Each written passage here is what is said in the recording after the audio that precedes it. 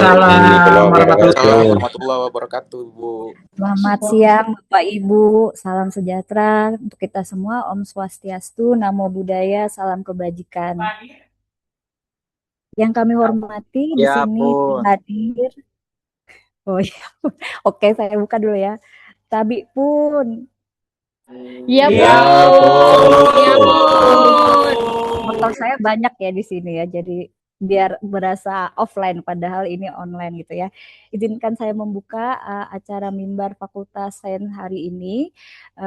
Telah hadir bersama kita perwakilan dari fakultas, yaitu Wakil Dekan Fakultas Sains Institut Teknologi Sumatera, Ibu Dr. Sri Efrinita Irwan SSI, kemudian narasumber untuk Mimbar Fakultas Sains hari ini, yaitu Ibu Apoteker Tantri Lilis Nareswari, S.Farm, MS.Farm, kemudian Bapak Ibu dosen Fakultas Sains ITERA yang saya hormati dan saya sayangi ya.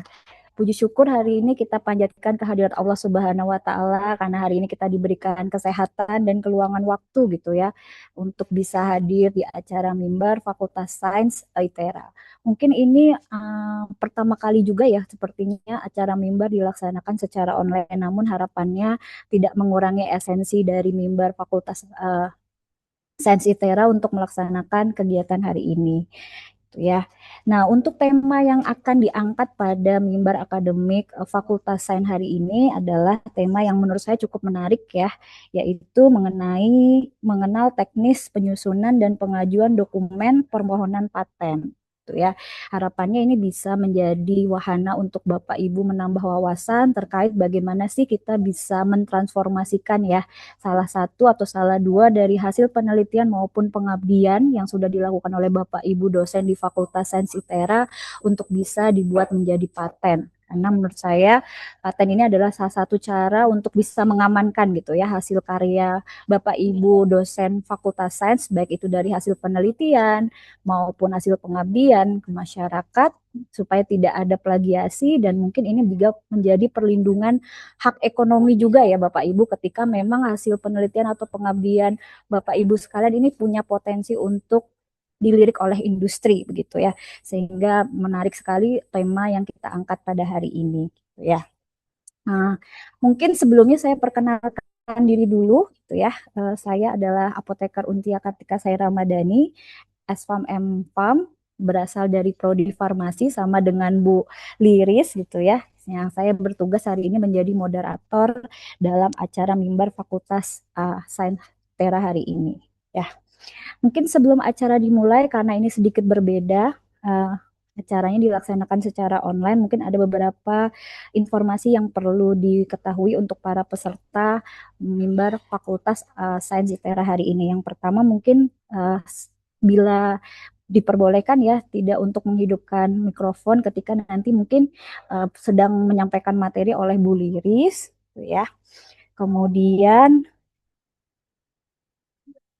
sebaiknya saya minta kalau tidak sibuk boleh menghidupkan kameranya ya sehingga saya bisa melihat wajah Ibu dan Bapak dosen Fakultas Sains gitu ya yang cantik dan ganteng hari ini. Oke, mungkin nanti bila diizinkan untuk bertanya, silakan menggunakan aplikasi Raise Hand atau bisa juga bertanya lewat kolom chat.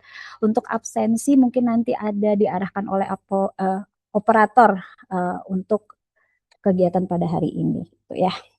Oke, baik, begitu. Namun sebelumnya, saya ingin menyapa dulu sudah hadir di sini Ibu Liris sebagai narasumber. Hadir, Bu Untia. Oke, Bu Liris memang sedang tidak berada di Lampung, tapi tidak mengurangi antusias untuk menjadi narasumber ya Bu ya. Sehat Bu? Alhamdulillah sehat. Baik, Bu Ririn juga sudah hadir ya Bu? Iya, selamat siang Bu Untia. Oke, siap. Baik, karena semuanya sudah hadir, dan Bapak Ibu sudah sangat antusias untuk mengikuti kegiatan hari ini, baiknya saya mengawali kegiatan Mimbar Akademik hari ini pertama-tama dengan memperdengarkan lagu Indonesia Raya yang kemudian dilanjutkan dengan Mars ITERA. Pada operator, waktu dan tempat saya persilakan.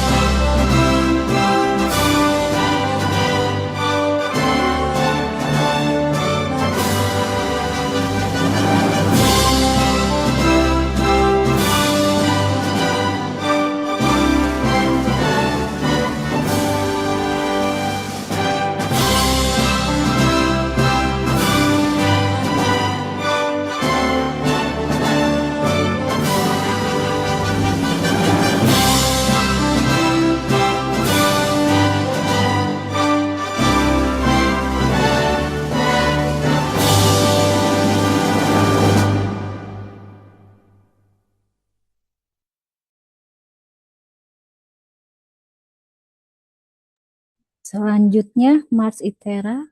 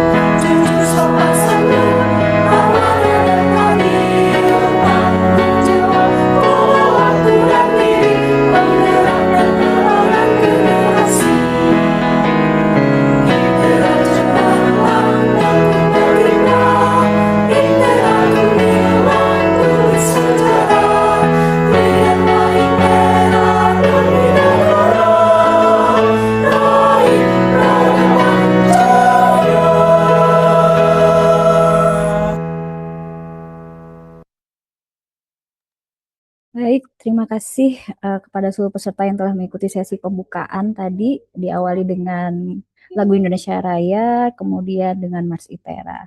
Masuki sesi berikutnya, mari kita mendengarkan sambutan sekaligus pembuka kegiatan mimbar akademik hari ini yang nanti disampaikan oleh Ibu Wakil Dekan Fakultas Sains ITERA, Bu Dr. Sri Evin Nita Irwan, SSI MSI, atau yang sering kita sapa dengan Bu Ririn. Kepada Bu Ririn, waktu dan tempat saya persilakan Ibu. Baik, terima kasih Bu Ontia. Semoga suara saya cukup terdengar ya, karena saya juga sedang mendengar. Terdengar Ibu. Assalamualaikum warahmatullahi wabarakatuh. Waalaikumsalam warahmatullahi wabarakatuh. Yang saya hormati Bapak Wakil Dekan Bidang Keuangan dan Umum, Bapak Apoteker Dirga, kemudian narasumber kita pada siang hari ini Ibu Apoteker Tanti Liris, kemudian Bapak Ibu Kaprodi, para koordinator di lingkungan fakultas dan tim pengembangan pendidikan, tentunya ada Pak Haji dan Bu Rosni. Terima kasih sudah menyelenggarakan kegiatan ini. Jadi sebetulnya kegiatan mimbar akademik kita 2 bulan terakhir dilaksanakan secara daring karena memang kita sedang ada arahan WFH sebelumnya, tapi mulai bulan depan insya Allah kita akan kembali melaksanakan secara luring ya. Dan kegiatan mimbar akademik kita hari ini berkaitan sebetulnya lanjutan. Jadi sebelumnya saya lupa tahun lalu atau ya sudah cukup lama ya, Bu Liris sebetulnya juga sudah memberikan gambaran mengenai pengurusan paten, tapi kemudian mungkin masih ada kebingungan ya. Jadi makanya kegiatan tersebut kita lanjutkan hari ini dengan penjelasan yang lebih teknis terkait bagaimana penyiapan dan pengajuan dokumen-dokumen untuk mengajukan paten.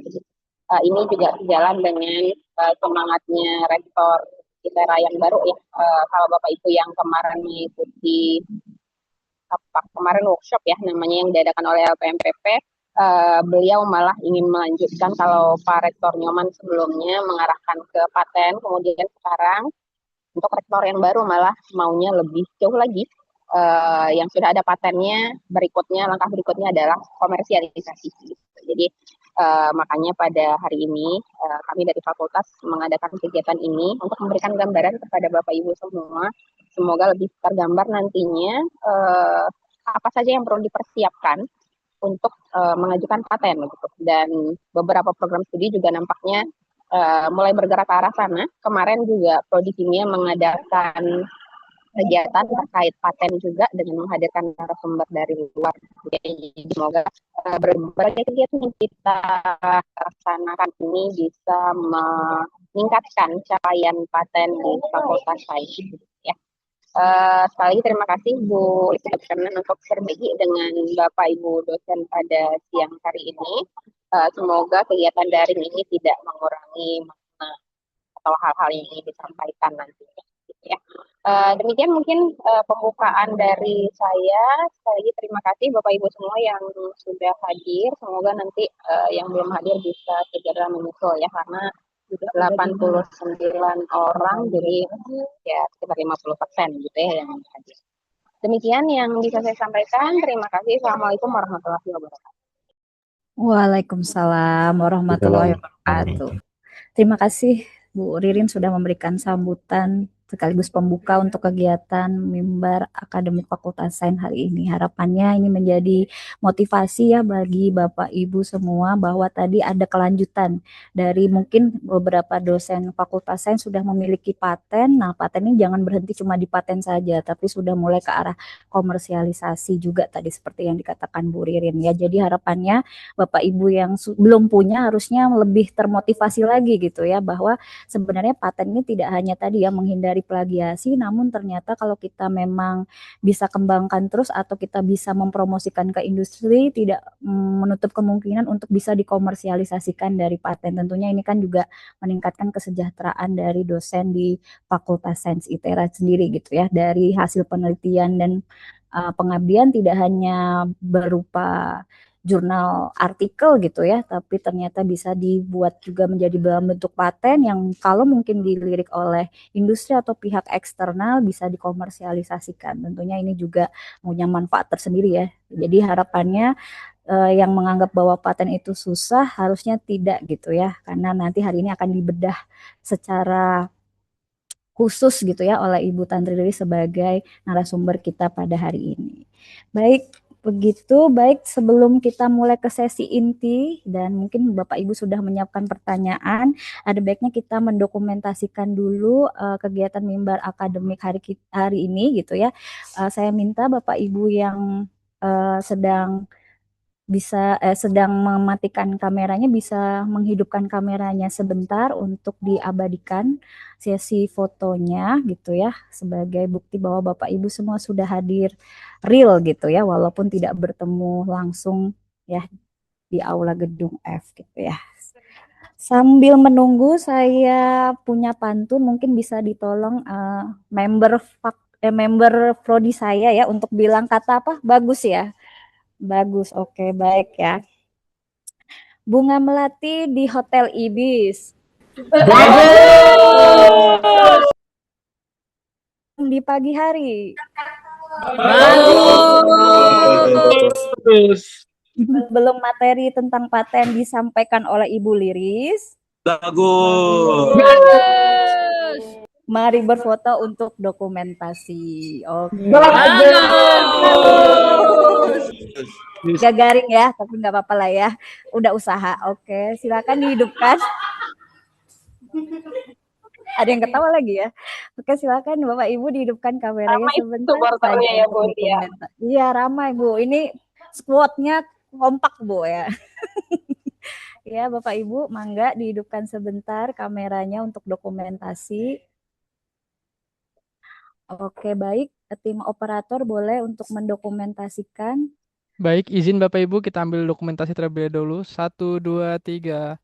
Tahan sekali lagi. 1, 2, 3. Oke, sudah Ibu. Oke, baik. Terima kasih Mas Dava ya sebagai operator. Baik, kalau begitu tidak berlama-lama lagi kita akan menuju ke materi inti yang akan disampaikan oleh Bu Liris. Namun izin untuk men-share dulu terkait dengan CV dari pembicara kita hari ini. Mas Dava yang share atau saya yang share, Mas Dava? Izin saya bantu share Ibu.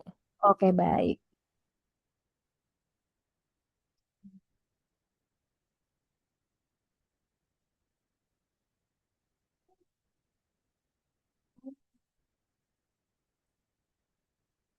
Oke, Oke, baik. Saya akan bacakan kurikulum vitae dari narasumber mimbar Fakultas Akademik hari ini gitu ya. Yaitu adalah Ibu Apoteker Tantri Lilis Nareswari, MS Farm. Beliau adalah dosen di Prodi Farmasi sama dengan saya. Kebetulan rumpunnya juga dari Teknologi Farmasi. Kemudian beliau memiliki background pendidikan S1, S2-nya di Universitas Gadjah Mada, kemudian melanjutkan S2-nya di Institut Teknologi Bandung atau ITB gitu ya. Beliau mengajar dosen farmasi khususnya untuk mata kuliah di rumpun teknologi farmasi, yaitu farmasi fisik, teknologi sediaan padat, kemudian semi solid gitu ya, dan sistem penghantaran obat gitu ya.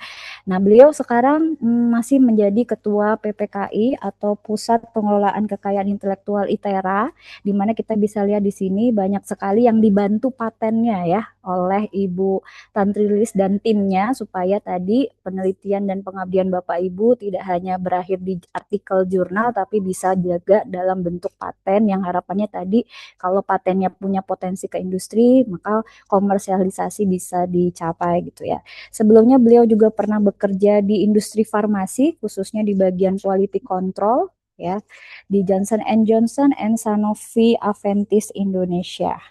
Begitu banyak publikasi yang sudah ditelurkan oleh Bu Liris gitu ya. Saya tidak perlu sebutkan satu persatu, namun beliau cukup aktif untuk menjadi peneliti juga gitu ya, selain sibuk mengurus PPKI gitu ya terkait dengan paten.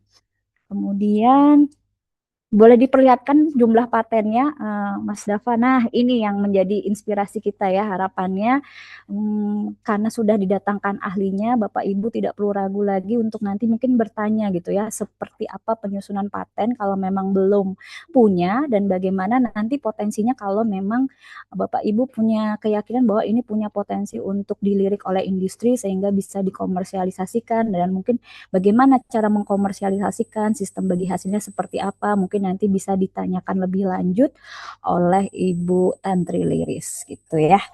Harapannya acara ini membawa manfaat begitu. Baik, terima kasih Mas Dava.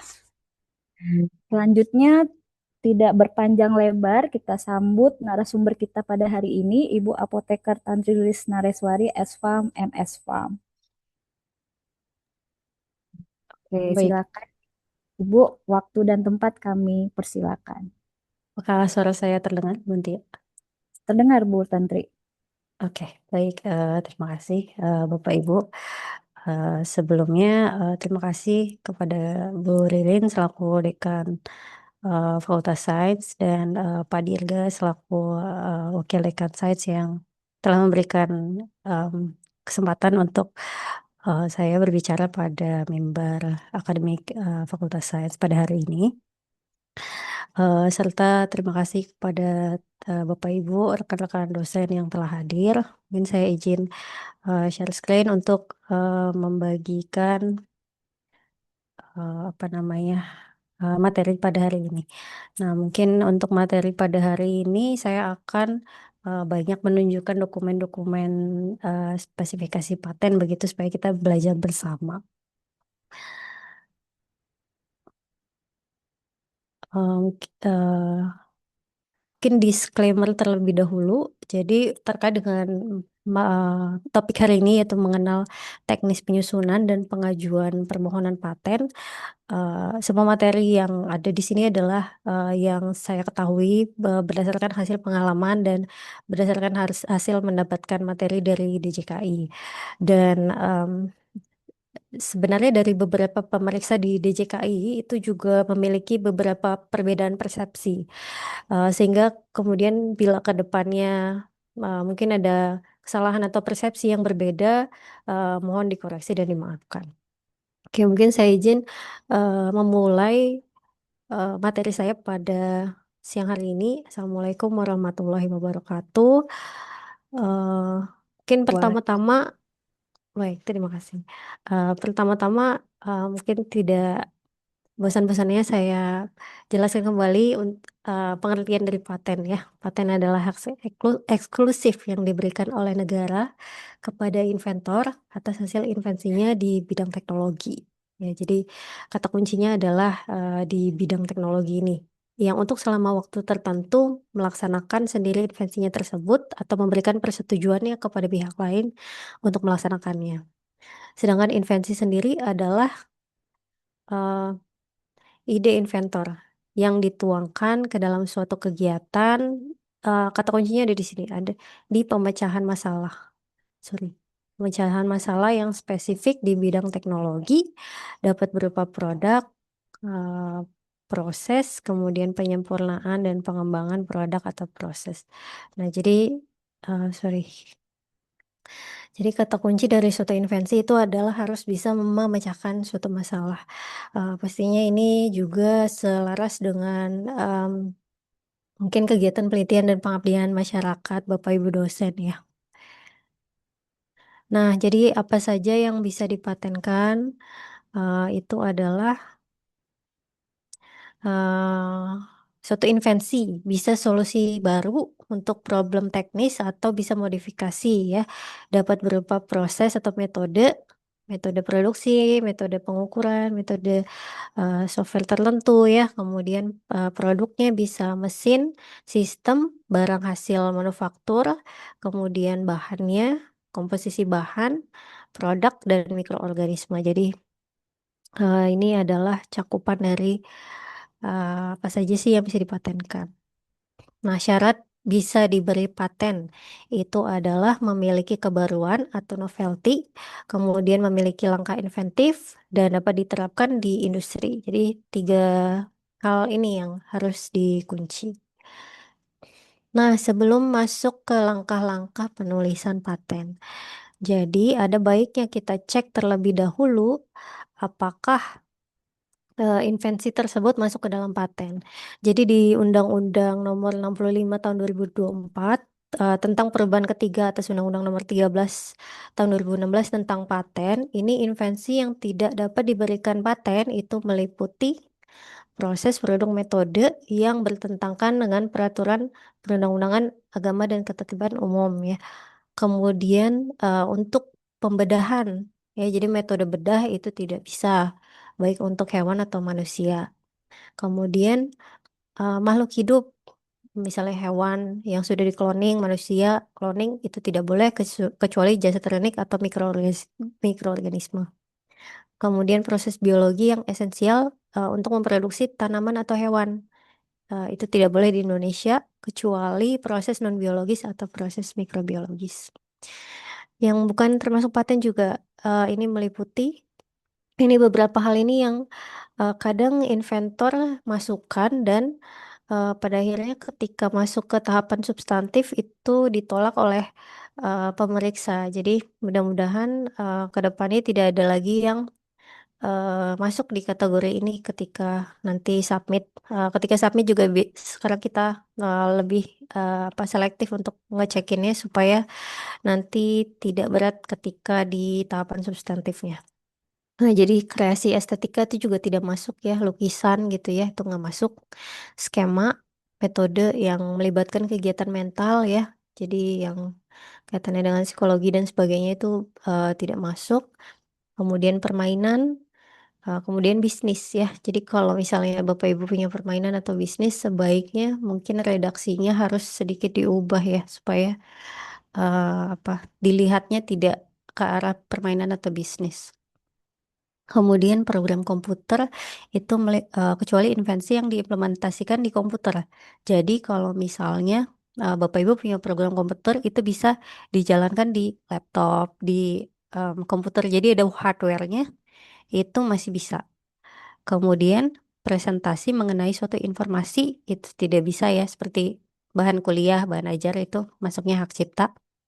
Kemudian ada juga teori dan metode di bidang ilmu pengetahuan dan matematika. Nah, biasanya ini kita arahkannya ke ke metode seperti itu atau ke sistem.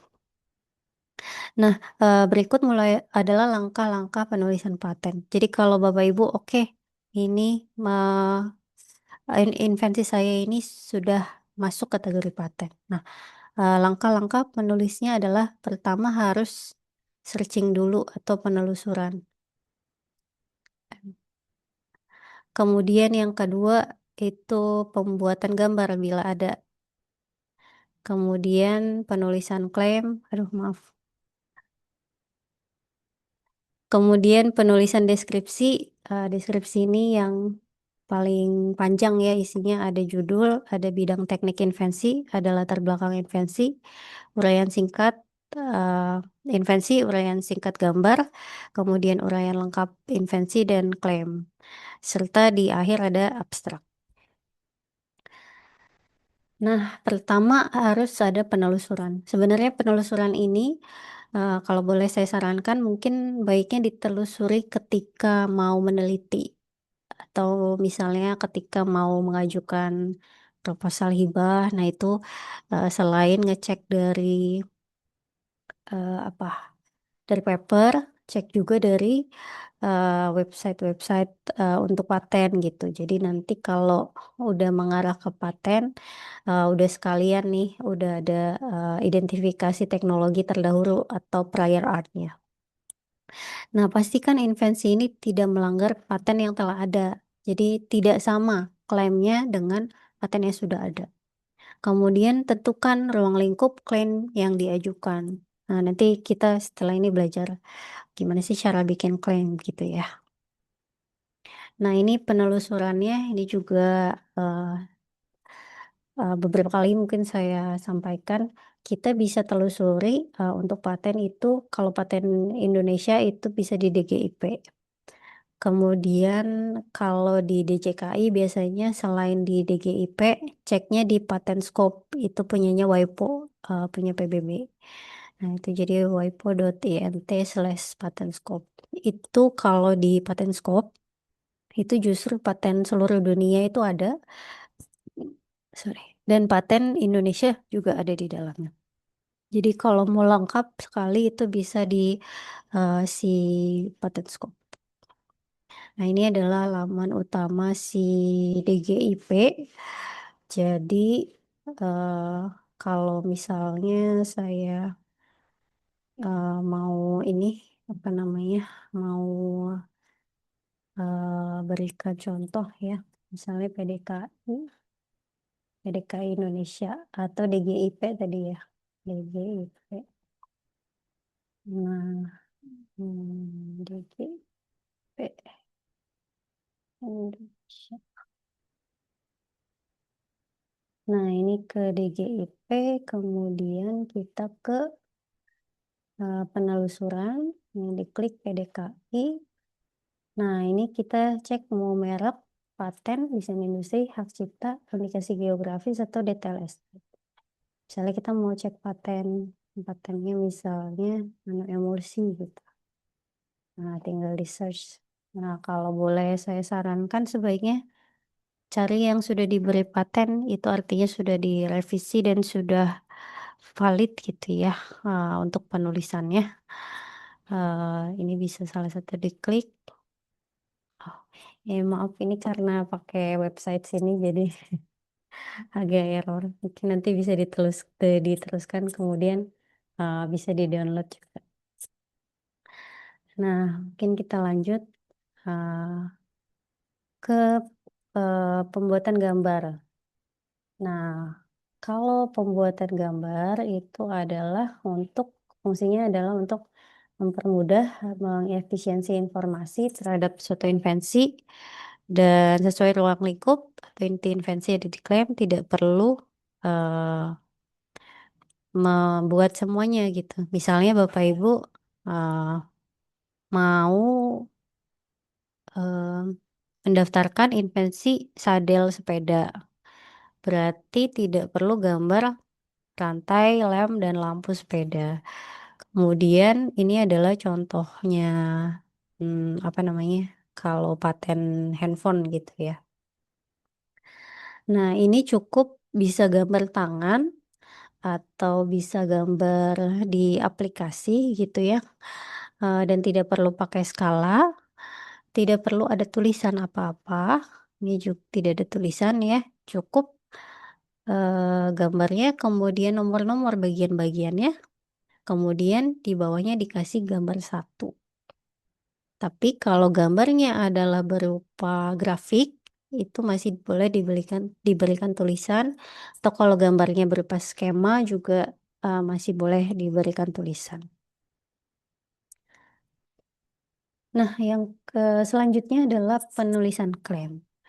Nah, klaim ini adalah yang paling penting yang ada di dalam paten karena klaim ini yang akan dilindungi. Jadi pertama kali yang dicek oleh pemeriksa itu pasti klaimnya akan dibandingkan dengan paten-paten sebelumnya, apakah klaimnya ada yang sama atau satu range bahasan atau tidak. Itu. Jadi penulisan klaim ini adalah yang utama di dalam pembuatan dokumen paten. Dia harus diuraikan secara jelas, padat, dan harus didukung oleh deskripsi. Klaim akan menentukan perlindungan, maka bentuk dan bahasa harus penting, dan dia bukan bahasa teknik. Dan bila lihat fitur-fiturnya, perlindungannya sejauh mana sih? Apakah dia senyawa, alat, produk, atau indikasi gitu ya. Nah, kita langsung aja. Nah, jadi kalau misalnya klaim itu kan ada beberapa jenis. Nah, ada klaim metode, kemudian klaim alat, kemudian ada klaim komposisi. Nah, kalau klaim metode, ini kalau kita besarkan ya, kalimat pertamanya itu harus parafrase judul. Misalnya, judul kita adalah formula herbal anti demensia. Nah, berarti kita buat klaimnya suatu formula herbal anti demensia yang terdiri dari ekstrak temulawak dan ekstrak daun mahkota dicirikan dengan ekstrak etanol 15%, etanol daun mahkota 20% dan maltodextrin atau zat pengisi lainnya 6%. Nah, itu kalau ini yang pertama ini dia klaim komposisi. Kalau yang kedua ini adalah klaim metode. Klaim metode sama ya. Jadi proses pembuatan formula herbal anti demensia ya. Jadi redaksinya kalau bisa selalu sama ya. Yang mengandung ekstrak temulawak dan ekstrak daun mahkota dengan tahapan sebagai berikut. Ya, mengeringkan, rimpang, menggiling, mengekstrak ya, mengentalkan, mencampur, dan dia harus kalimat aktif Bapak Ibu. Jadi bukan seperti resep ya, diambil, digiling, itu bukan ya. Kalau metode dia harus kalimat aktif. Ini yang dijadikan concern oleh DJKI. Kemudian kalau saya boleh saran, suhunya kalau bisa rentang saja supaya perlindungannya tidak terlalu sempit gitu. Jadi seperti ini bisa 50 sampai 60 derajat. Kemudian kalau bisa di tahapan seperti ini harus sejelas-jelasnya. Misalnya berapa menit gitu ya, berapa RPM, ini ayakannya berapa gitu ya. Sehingga tujuannya kalau di paten itu adalah supaya orang lain itu bisa meniru apa yang ada di klaim kita secara industrial seperti itu. Jadi intinya bisa ditiru. Nah, kemudian kalau klaim alat, mungkin ada yang bertanya Bapak Ibu, ini klaim ketiganya apa ya? Nah, klaim ketiga ini adalah disebut klaim turunan. Jadi bukan metode, bukan produk, bukan alat gitu ya, tapi lebih ke memperjelas. Nah, misalnya kalau contoh ini formula herbal mengandung ekstrak temulawak sesuai klaim 1. Jadi ciri dari klaim turunan itu adalah dia ada acuan seperti ini sesuai klaim 1 dan klaim 2. Dosis efektifnya adalah 200 mg per kilo berat badan sampai 4472. Nah, kemudian kalau klaim alat itu sama ya. Jadi kalimat pertamanya itu adalah harus dari judul. Misalnya judulnya ini, kalau dari sini sih kelihatan ya, alat pengering kertas kelapa ya. Nah, tinggal dikasih terdiri dari. Nah, jadi dia bahas suatu kas atau lemari pengering terdiri dari ada rak pengeringan, ada rak tempat wadah, rak tempat simplisia, berfungsi sebagai apa? Kemudian lampu indikator berfungsi sebagai apa? Nah, jadi kalau di sini concern dari DJKI itu adalah ada bagian-bagiannya, tapi selain dari bagian-bagian harus ada di bagian mana, di sisi mana. Ya, jadi orang kalau membaca ini dia bisa paham si lampu indikator itu ada di bagian mana sih gitu. Jadi bisa membayangkan secara utuh apa namanya alat ini seperti itu. Nah, jadi fungsi juga boleh ada, cuma tidak harus gitu ya. Biasanya yang paling sering ditanya adalah keterkaitan antara satu apa bagian dengan bagian lain ini harus dikait-kaitkan. Misalnya ruang pengering yang berada di bagian dalam lemari pengering, kemudian di atasnya terdapat apa yang bentuknya apa gitu ya. Jadi harus ada informasi tempat-tempatnya. Dan itu harus dikaitkan antara satu bagian dengan bagian lain. Itu yang diminta oleh DJKI. Nah, selanjutnya kalau kita ke klaim formula atau komposisi, itu dia harus apa namanya ada formula apa namanya bahan-bahannya seperti itu. Misalnya ini suatu semprotan anti nyamuk alami yang berbasis ekstrak bunga marigold mengandung formula sebagai berikut. Ekstrak bunga marigold berapa persen, PEG berapa persen, polisorbat dan sebagainya, dan Aquades E100. Nah, ini juga pernah ada kasus ternyata pemeriksanya itu ngecekin persentase dari komposisinya itu lebih dari 100. Nah, itu juga jadi masalah gitu. Jadi Bapak Ibu kalau bisa yang klaim formula atau komposisi kalau bisa dipaskan 100. Nah, kemudian ya maaf saya lupa menjelaskan juga kalau di klaim ini dalam satu poin itu titiknya hanya boleh ada satu. Ini juga yang sering menjadi concern dari DJKI. Misalnya si klaim yang kedua ini kan sangat panjang, tapi dia hanya memberikan titik 2, koma, titik koma gitu ya, dan titiknya hanya boleh di akhir dari klaim 2 seperti itu. Sama dengan klaim alat ini juga titiknya hanya boleh di akhir. Bu kok ini belum titik, ini tadi saya crop aja gitu, mohon maaf. Jadi kalau di satu klaim dia harus hanya di ujung titiknya, tidak boleh ada 2 titik. Nah, kemudian selanjutnya adalah penulisan deskripsi dan pembuatan judul. Judul ini tidak boleh menggunakan kata superlatif, misalnya yang terbaik, misalnya handphone yang terbaik itu tidak boleh, atau formula yang terbaik itu tidak boleh. Kemudian singkat dan menggambarkan bidang teknik invensi, tidak boleh ada nama merek, misalnya merek Itera Hero itu tidak boleh.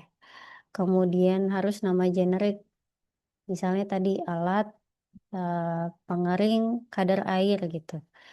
Kemudian tidak boleh berupa iklan atau pujian, tadi misalnya terbaik ya.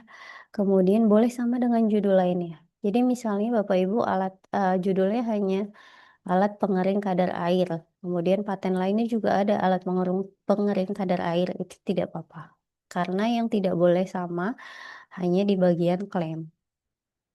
Nah, ini ada contoh-contohnya. Alat perajang bawang paling ekonomis tidak boleh karena ada paling ekonomis. Cukup alat perajang bawang saja. Pompa air Raja Sedot ini juga tidak boleh ada Raja Sedotnya.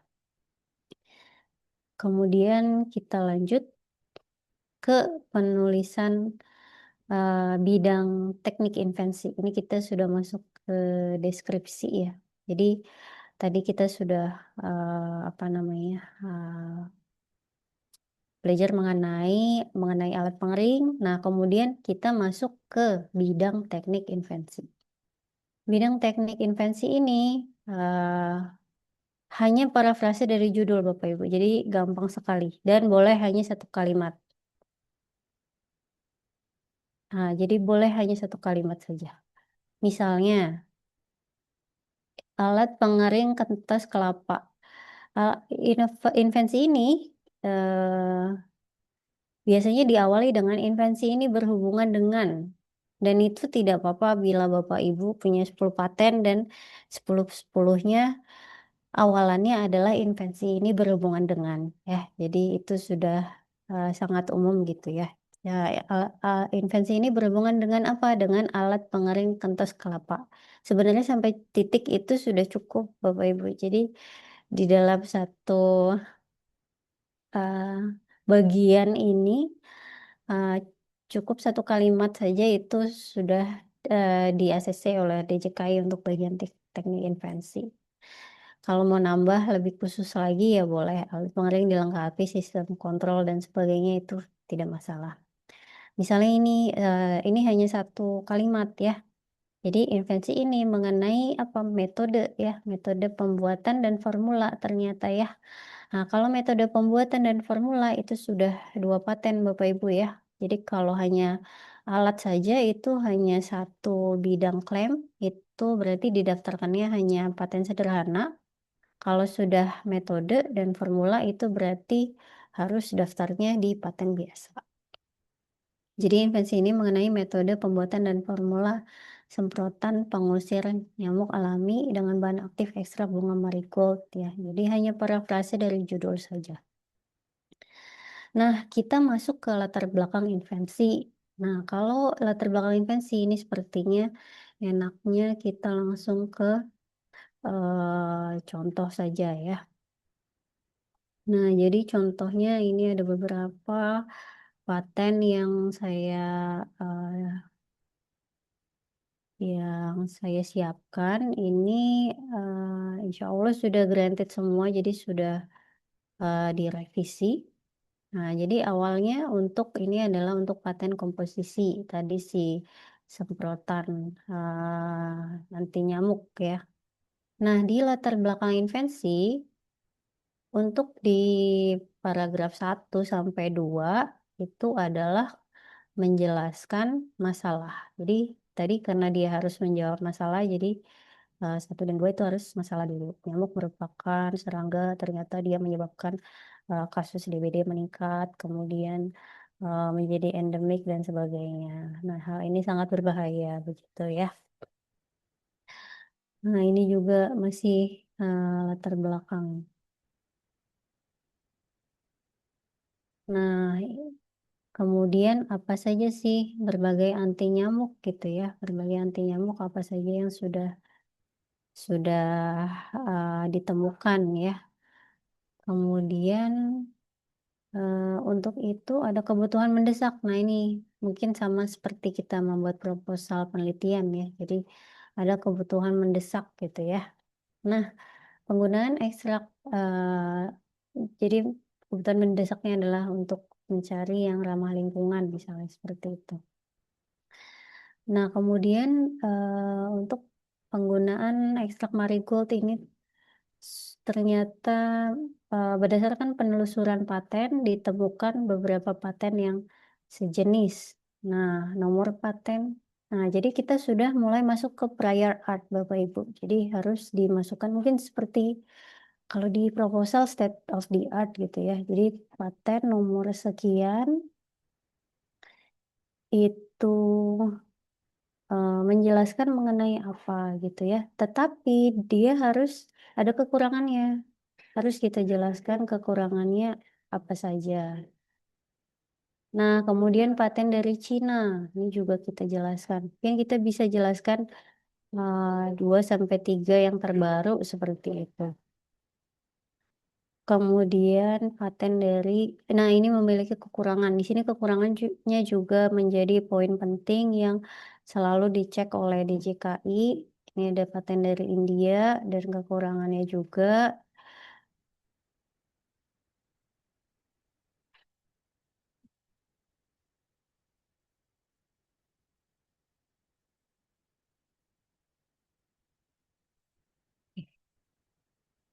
Kemudian paten dari Amerika dan sebagainya. Kemudian ini dimasukkan juga publikasi-publikasi bila ada gitu ya. Kemudian di akhir kita menjelaskan karena itu invensi yang diajukan memiliki kebaruan, peningkatan pengembangan teknologi menjadi lebih memudahkan untuk digunakan. Nah, kemudian ada penelitian-penelitian lain nih kalau mau dimasukkan ya. Nah, sehingga di paragraf terakhir itu harus dijelaskan invensi yang diajukan ini dimaksudkan untuk mengatasi permasalahan. Nah, ini jadi harus dijelaskan bahwa dia mengatasi permasalahan yang dikemukakan di atas dengan cara menyediakan semprotan anti nyamuk yang berbahan alam dan ramah lingkungan. Nah, ini bisa ditambahkan apa ya, seperti keunggulan-keunggulan lain seperti itu. Selain itu juga invensi ini mudah diterapkan dan dikomersialisasi sehingga tujuan di akhir ditambahkan tujuan dari invensi ini adalah menyediakan suatu formula dan proses seperti itu. Nah, kemudian kita masuk ke uraian singkat invensi. Nah, kalau untuk paten apa namanya? Paten jenis lain seperti apa, Bu? Paten jenis lain sama ya. Jadi apa namanya? Ada masalah dulu, kemudian ada prior art, kemudian ada jawaban keunggulan dari paten-paten kita. Nah, ini juga ya teknologi, kemudian dia harus menjelaskan apa namanya? Kekurangan, keterbatasan di paten-paten lain seperti itu.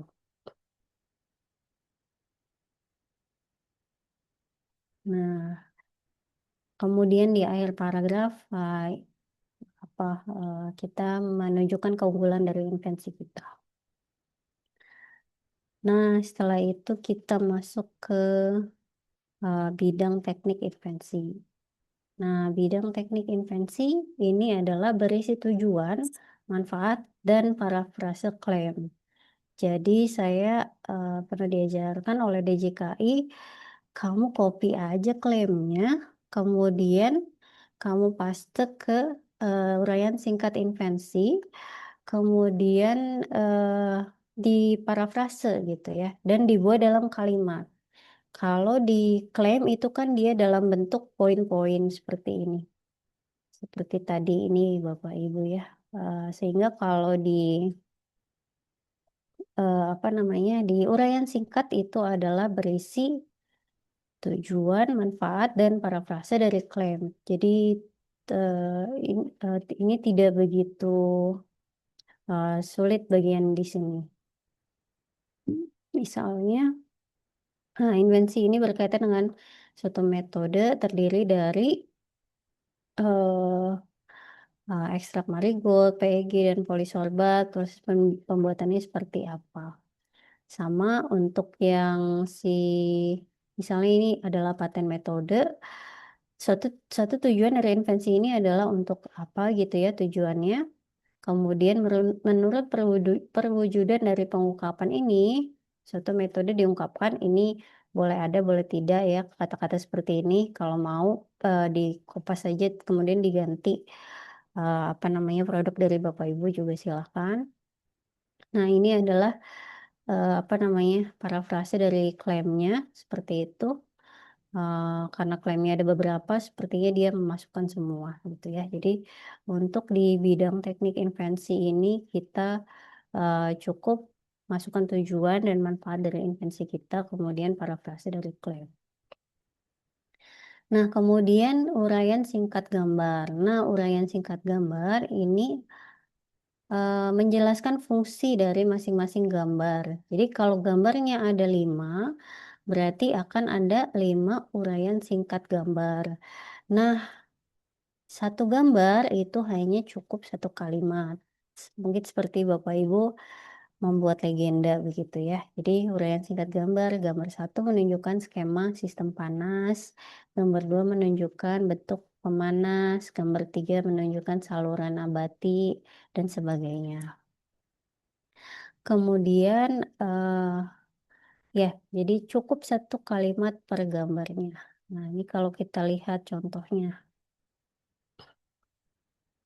Nah, ini ya, ini intronya cukup panjang tapi sebenarnya nggak perlu ya. Jadi cukup gambar 1 adalah apa, gambar 2 adalah apa, gambar 3 sampai 6 misal pun sama, itu boleh saja, cuma mungkin saya boleh kasih saran sebaiknya harusnya kan kalau gambar ada beda-beda ya, misalnya satunya tampak kanan, satunya tampak kiri, jadi kalau bisa gambar 3 1 kalimat, gambar 4 1 kalimat gitu ya. Nah, supaya mungkin lebih informatif ke pemeriksanya.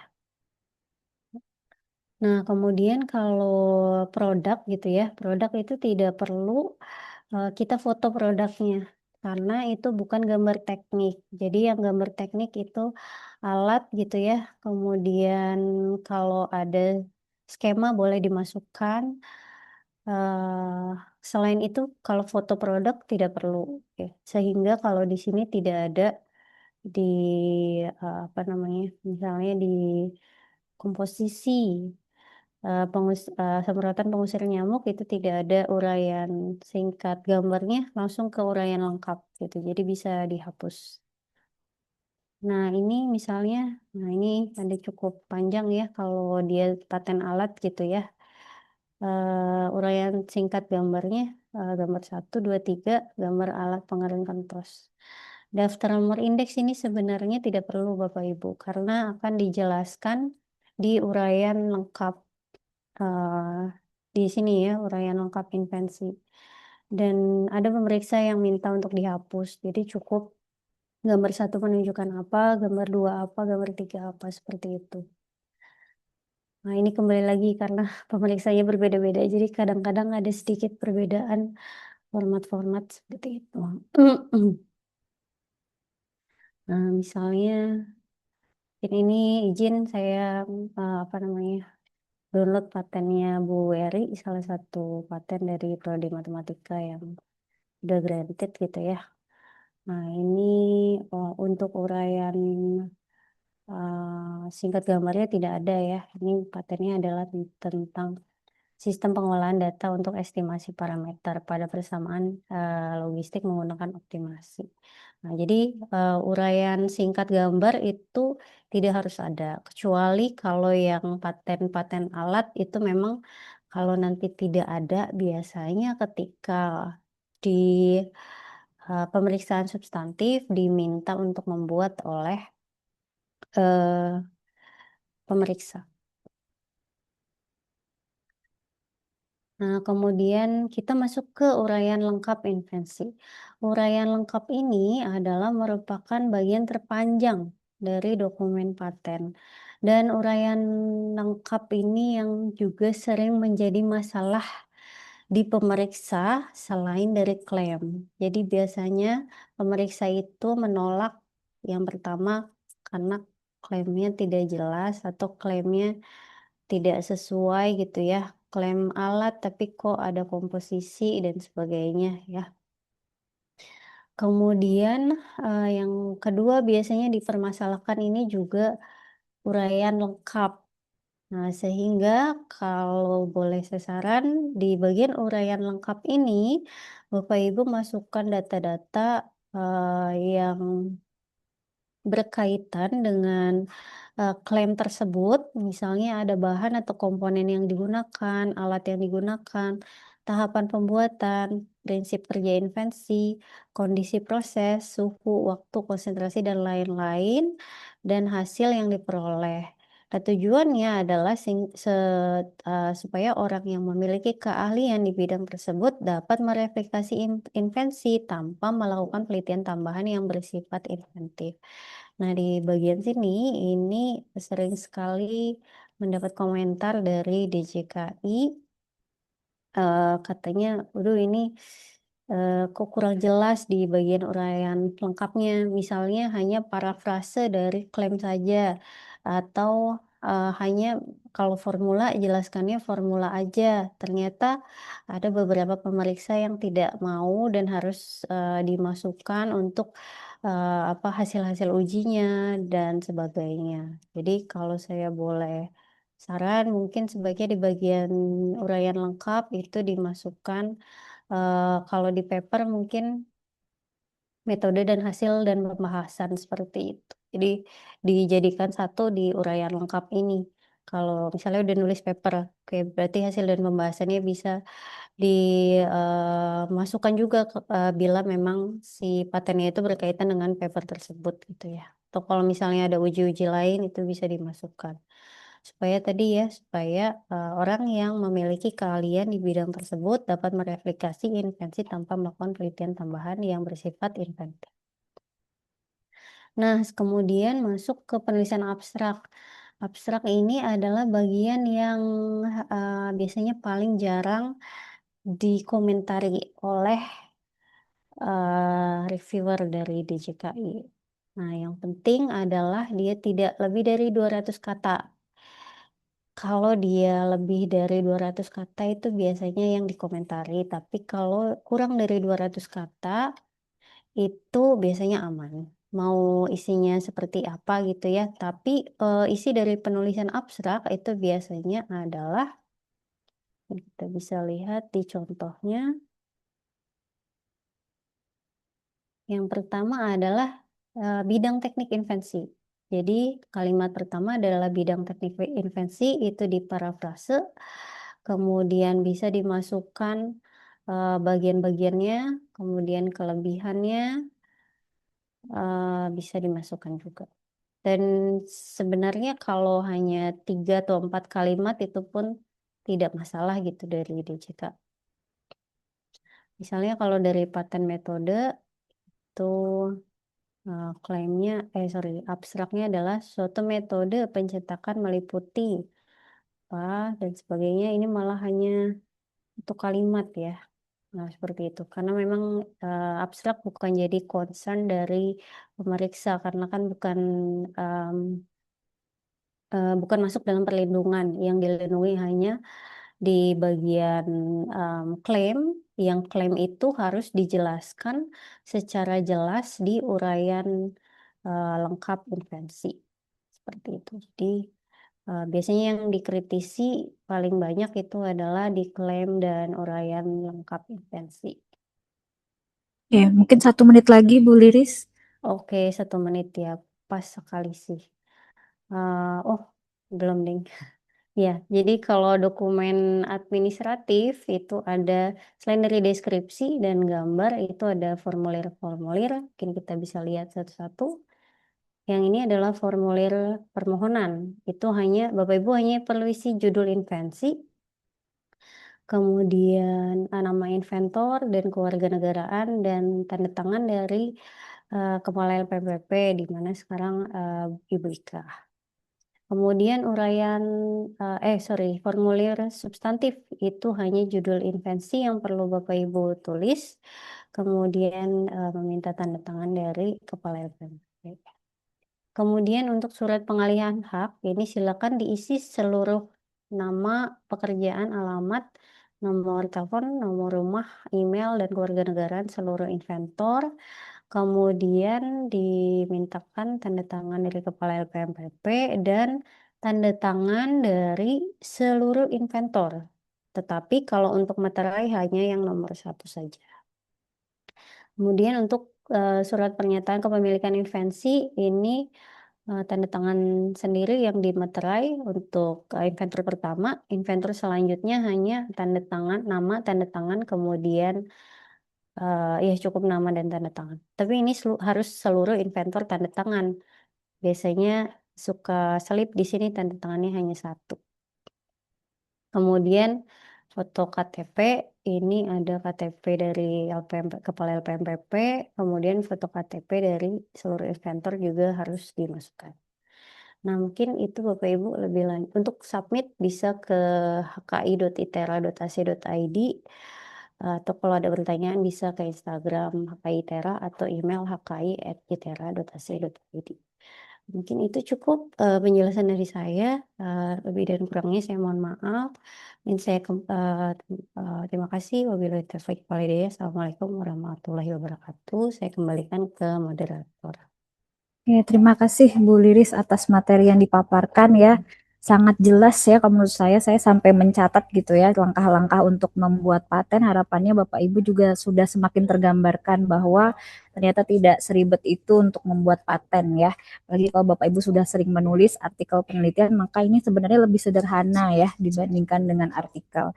Baik, dari materi yang tadi sampaikan Bu Liris, mungkin ada yang ingin bertanya, dipersilahkan.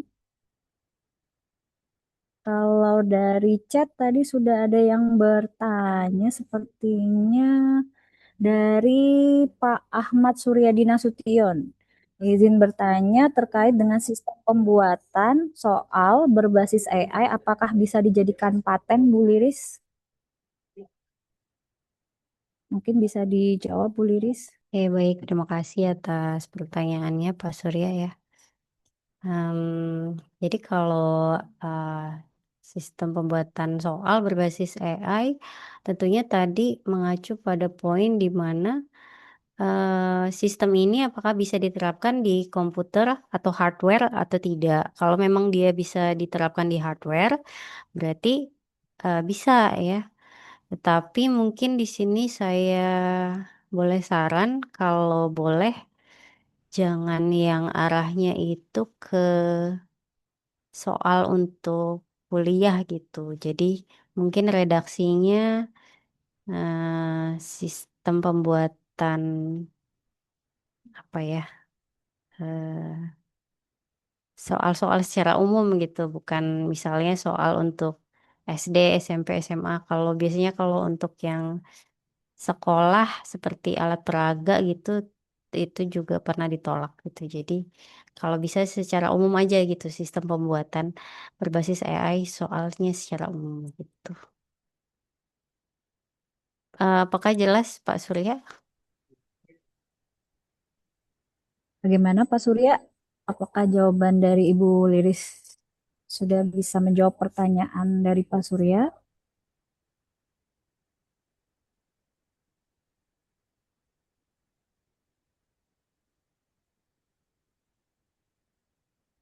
Halo Pak Surya.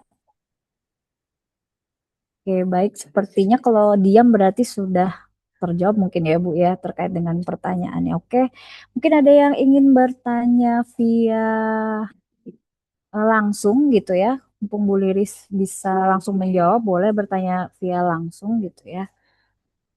Dia ingin bertanya, bisa raise hand, nanti saya akan berikan kesempatan untuk bertanya langsung. Mungkin biar nggak garing, saya butuh squad saya lagi untuk menghidupkan suasana ya. Tolong Bapak Ibu formasi squad ya. Saya pakai pantun dulu mungkin ya untuk menghidupkan suasana ya. Teriak bagus ya teman-teman ya. Burung merpati terbang pergi ke Klaten. Bagus. Hinggap sebentar di pohon manggis. Bagus. Kalau masih ada yang ingin ditanya tentang paten, Bagus. boleh langsung tanya ke ahlinya paten Bu Liris. Bagus. Ya, saya kasih pantun, harapannya Bapak Ibu tidak tidur gitu ya dan aktif untuk bertanya karena ini momen yang sangat jarang gitu ya difasilitasi Bapak Ibu semua untuk bisa bertanya langsung dengan ahlinya sekaligus ketua PPKI ITERA dan mungkin nanti bisa berkoordinasi langsung gitu ya kalau memang tertarik untuk segera mendaftarkan hasil riset dan pengabdiannya yang tadi punya potensi gitu ya untuk dikomersialisasikan gitu ya. Ada yang ingin bertanya?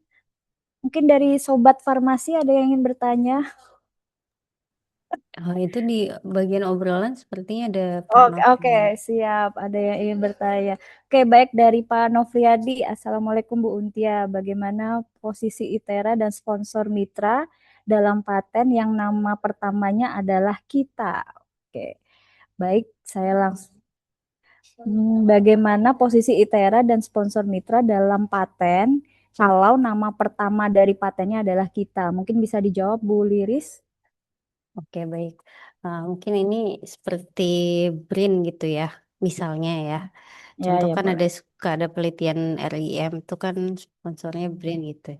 Kemudian posisi eh, kita gitu ya sebagai nama pertama.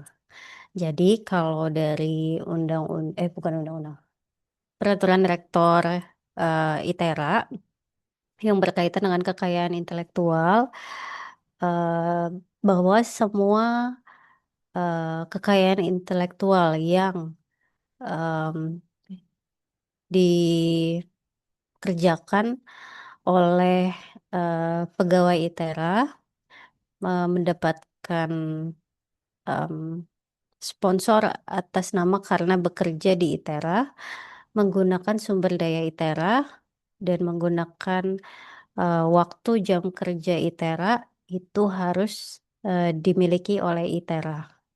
Jadi karena Bapak Ibu dalam hal ini apa namanya misalnya penelitian BRIN gitu RIM itu kan atas nama ITERA makanya bisa dapat gitu ya. Kemudian menggunakan sumber daya yang ada di ITERA, menggunakan waktu kerja di ITERA, maka ITERA harus menjadi pemilik dari paten tersebut.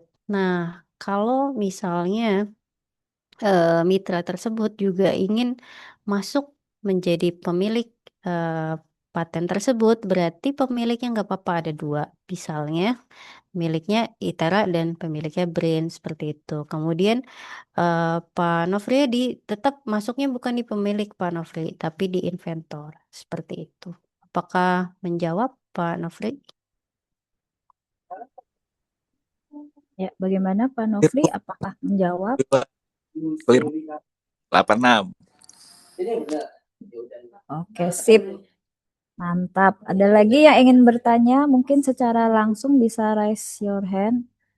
Atau mungkin saya ya penasaran Bu Liris izin bertanya ini ya sambil menunggu Bapak Ibu dari fakultasan yang bertanya. Semisal paten kita yang sudah kita ajukan sudah granted, kemudian kan tadi langkah selanjutnya ada potensi bisa dikomersialisasikan.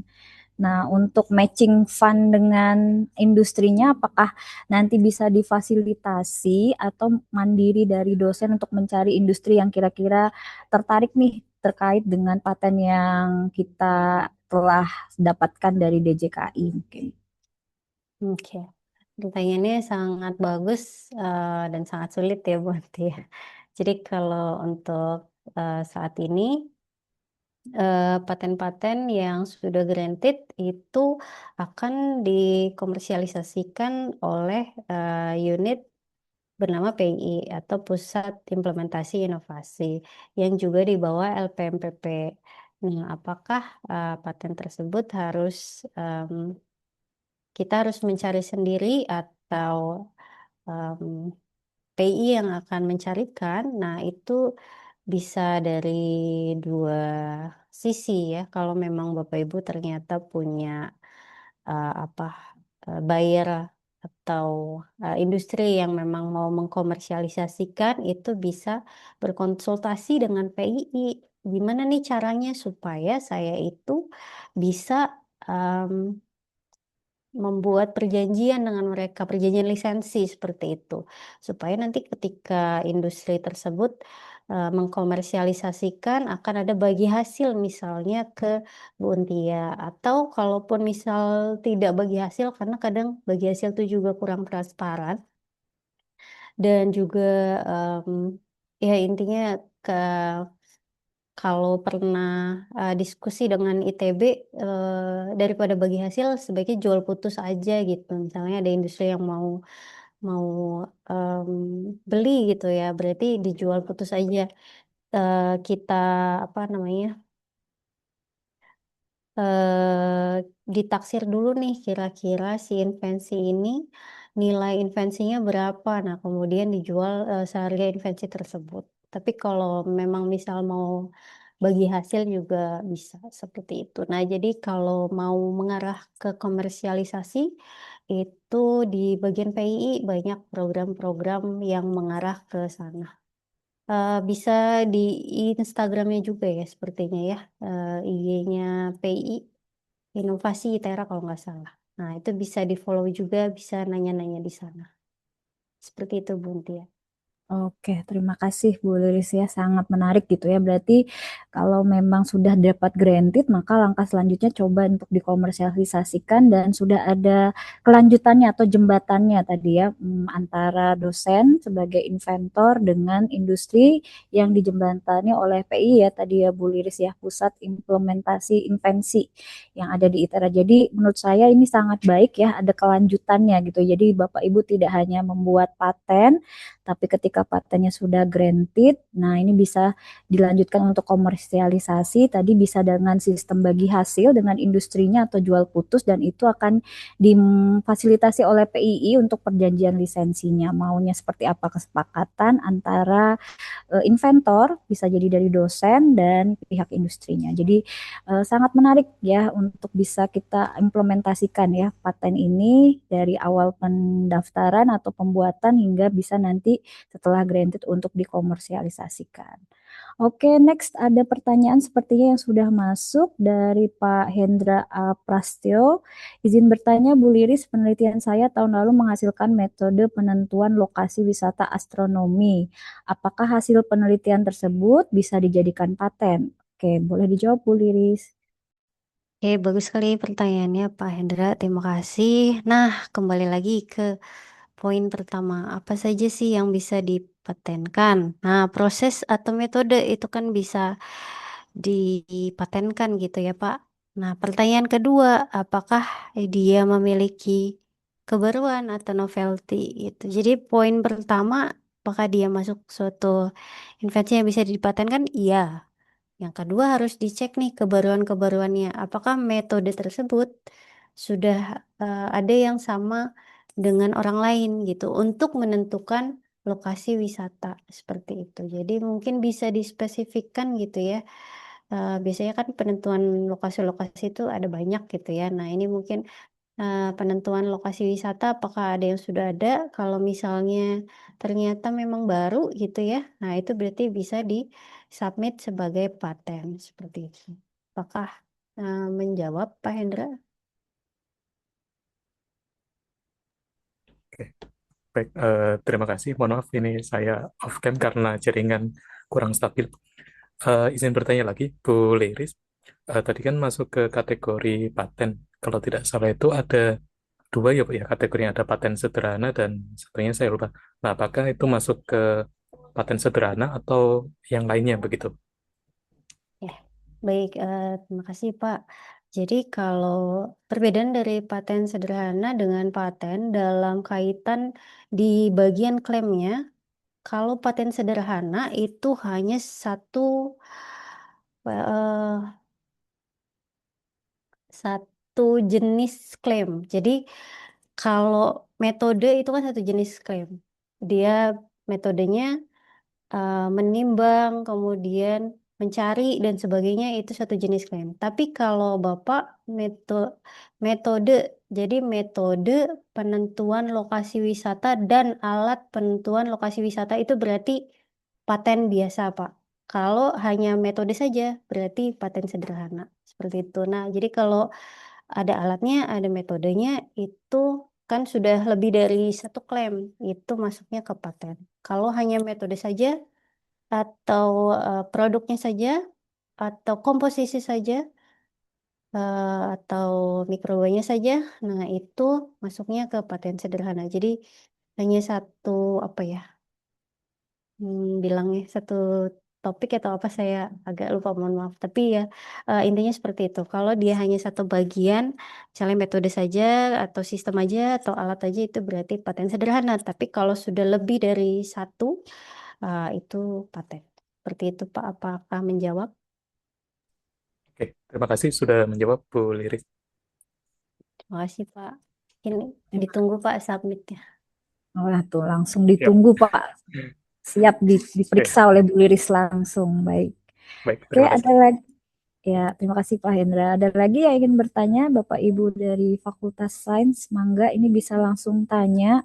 Bahkan mungkin boleh itu ya Bu, ya share screen ya Bu, kalau misalnya sudah ada draftnya untuk mungkin dikoreksi sekilas gitu ya, apakah sudah layak, sudah benar gitu ya. Siapa tahu Bapak Ibu sudah ada yang mencicil gitu dan menunggu momen ini untuk bisa diperiksa langsung oleh Bu Liris live gitu ya, sehingga harapannya nanti tidak banyak revisi ya pada saat disubmit finalnya begitu. Oke, ada lagi yang ingin bertanya atau sekedar memperlihatkan draftnya boleh ya Bapak Ibu. Silahkan, tidak terbatas pada pertanyaan kalau mungkin ada. Mangga. Apakah ada yang ingin bertanya lagi? Oke, sepertinya masih ada kira-kira. Baik, kalau tidak ada, mungkin cukup ya sesi untuk mimbar Fakultas Akademik hari ini. Terima kasih mungkin atas penyampaiannya tadi dari Bu Liris, sangat membantu gitu ya, sangat bisa memudahkan. Sebenarnya kalau saya lihat sekilas tekniknya itu lebih mudah dibandingkan menulis artikel penelitian. Hanya saja tadi ada aturan-aturan yang harus diperhatikan dalam penulisan maupun judul dan klaim gitu ya, dan uraian singkat dan uraian lengkapnya gitu ya, karena itu yang paling banyak dipermasalahkan pada saat revisi gitu ya. Terus terang saya juga belajar dari Bu Liris ya, beberapa juga sedang saya submit gitu ya dari hasil penelitian dan pengabdian, karena beliau satu prodi sama saya bisa langsung nanya gitu ya, apa yang kurang, apa yang harus diperbaiki gitu, dan ketika pengajuan juga diarahkan dengan baik. Mungkin dari sini Bapak Ibu kalau mau langsung bertanya dengan Ibu Liris, Bu Liris sangat terbuka gitu ya untuk menanggapi tadi tindak lanjut misalnya dari workshop ini atau dari mimbar ini ada Bapak Ibu yang tertarik untuk membuat paten begitu ya. Oke, tidak terasa sudah di penghujung acara. Sebelum saya tutup acaranya, saya mengingatkan Bapak Ibu yang belum mengisi absensi, silakan untuk mengisi absensinya. Kemudian jangan lupa di screenshot fotonya Bapak Ibu, karena saya lihat tadi di daftar hadirnya ada lampiran harus menunjukkan bahwa sudah mengikuti mimbar akademik ya, sehingga bisa divalidasi kehadiran Bapak Ibu semua. Begitu. Mungkin atas nama panitia saya mengucapkan terima kasih kepada Fakultas Sains ya, dalam hal ini mungkin Pak Aji dan Mas Dava serta pihak dari Fakultas Sains, ada Bu Ririn, Pak Dirga itu ya, sudah membantu terselenggaranya mimbar akademik Fakultas Sains pada hari ini. Menurut saya walaupun dilaksanakan secara daring ya cukup seru gitu ya. Banyak pertanyaan yang tadi muncul dan harapannya ini tidak berakhir di sini. Segera dibuat Bapak Ibu draft patennya. Kalau mau konsultasi tadi bisa langsung ke Bu Liris gitu ya. Karena sangat mudah dan sangat difasilitasi gitu. Oke, baik. Kalau begitu saya akhiri workshop atau mimbar akademik Fakultas Sains hari ini. Apabila ada kesalahan saya mohon maaf. Saya kembalikan lagi ke operator ya, tapi saya nutup ya. Oke, saya tutup dengan pantun lagi. Mohon sobat farmasi, saya butuh supporternya ini ya untuk menutup acara kita pada hari ini, karena Bu Liris tuh WA saya, Bu Untia tolong pantun. Oke, baik. Sesuai requestan narasumber saya sediakan pantunnya ya. Mohon sobat farmasi ya, backing vokal saya gitu ya. Bunga melati begitu harumnya. Bagus. Dipajang di meja alangkah indahnya. Terima kasih atas partisipasi Bapak Ibu dosen Fakultas Sains semua. Sampai bertemu di acara mimbar akademik Fakultas Sains selanjutnya.